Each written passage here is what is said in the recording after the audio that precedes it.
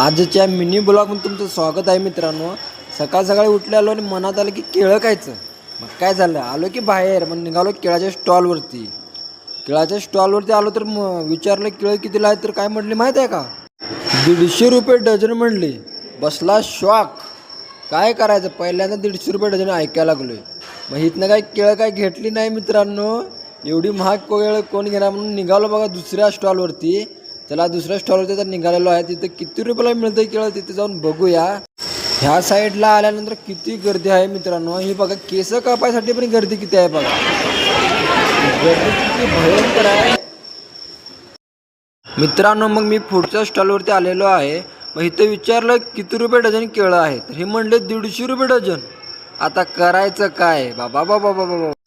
दिल पे पत्थर रखे हमने 40 रुपये के 3 केले खरीद लिए मित्रांनो. तुम्ही बघू शकताय. मग काय घेतलं की केळं निघालो आता रूमवरती थेट. बघा आता तुम्ही. मग काय बघते, रूमवरती आल्यावर एक पण गाडं उठलेलं नाही. हाय तेवढे गाडो अजून झोपलेले आहेत. 10 वाजले ते मित्रांनो, तरी पण हाय तसं गाडो सगळे झोपलेले आहेत बघा गारमध्ये. मग काय बसलो केळं खात.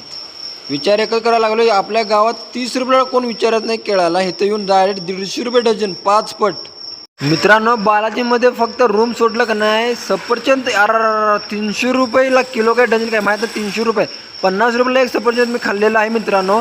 आणि हे आपलं पेरू आहे ना, पेरू पण 50 रुपयाला खाल्लेलं आहे. तुम्हाला दाखवतो पुढल्या ब्लॉगमध्ये, तुम्ही बघा. आणि मित्रांनो चपाती 10 रुपयाला एक आपल्या इस्लामपुरात मिळते. आणि इथं कितीला माहिती आहे का, 25ला 30 रुपयाला एक. करायचं तर काय जरी खायला गेलं का नाही मित्रांनो, 70 रुपये 80 रुपये घेते ती.